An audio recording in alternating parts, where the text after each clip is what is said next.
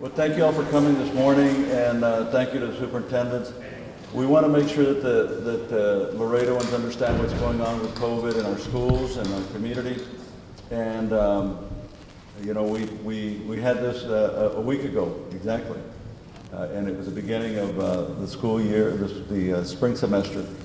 We're here a week later, and I wanted to make sure that the two school districts had a chance to update everybody on what's going on, and that we at the state level can tell you what we're doing. I work very closely as a team here in Laredo with our state senator, Judith Saffirini, our other state representative, Tracy King, and I've spoken with both of them. And what we're going to do is continue to do our part. We understand that the school boards and in particular the superintendents, the two superintendents, have a very hard job, but they love what they do and they're good at it. And we trust their judgment. I certainly do. And we're going to back them up, and we're going to back up Laredo. What happens is the state of Texas provides funding to the school districts here in Laredo, as we do across the state, and it's based on the number of students that go to school every day. So they take attendance, and that's how we determine how much funding you'll get from the state of Texas.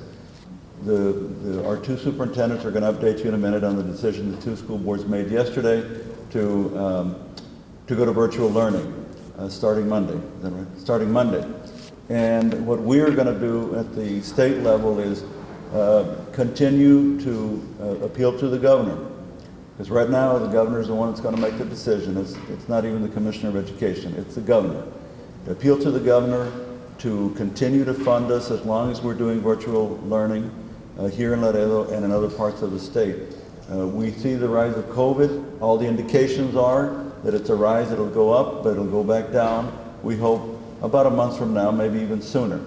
But in the meantime, we've got to keep teaching our kids. That's the bottom line. We've got to teach our kids, but we've got to do it safely.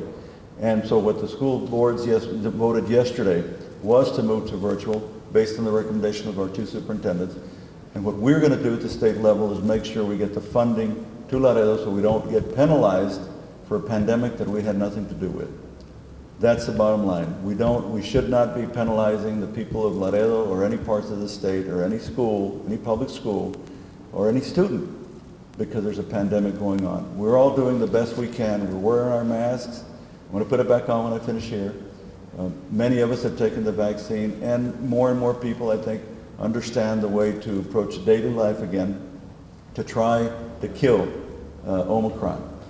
We got past COVID, we got past Delta, we're going to get past Omicron, but we got to do it responsibly. So I just want to assure our superintendents and our school board members, or should I have Rodriguez, sorry. Yeah, with the mask, he threw me off with the mask. Ricky, thank you for being here. We want to assure you that we're going to get that funding. We're going to get that funding if it's the last thing that we do. And in the end, will say that if the governor won't do it, he has to call us into special session in Austin. Only the governor can call the legislature into a special session right now. If he does, I have no doubt that we will pass a bill necessary to make sure, number one, that we get the funding to Laredo and all our schools across the state of Texas, and also that we don't penalize our schools when we're doing assessment on testing and so forth because of the impact the pandemic had. So with that, I'd like to call Dr. Silvia Rios, LISD, to talk about what they did yesterday and how we're going to move forward. And I think we're going to look at this on a weekly basis, by the way. Doctor, you can comment on that, but I think that we're basically got to assess about every week to see where we are. You know, when I first got into the legislature, this phrase was talked about a lot. It's called local control. Local control. And I have always supported that idea, that concept, that we should allow our local communities, our school boards, to run the schools. Of course, we've got to give them some parameters. I understand that. But the fact is, we're such a big state, 254 counties, over 1,000 school districts. And it's different here than it is in Amarillo or, El Paso or Dallas. Things are different.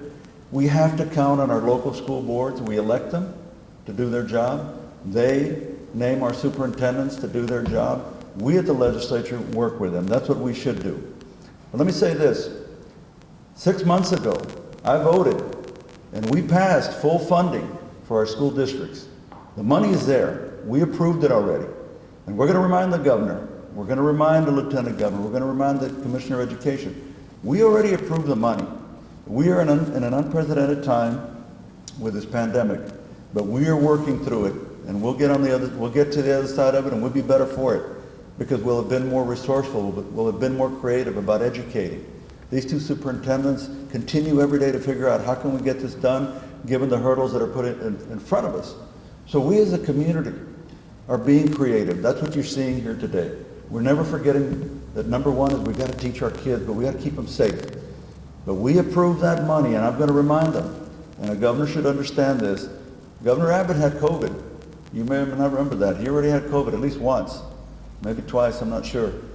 And for those of you who don't know, very recently the lieutenant governor got COVID.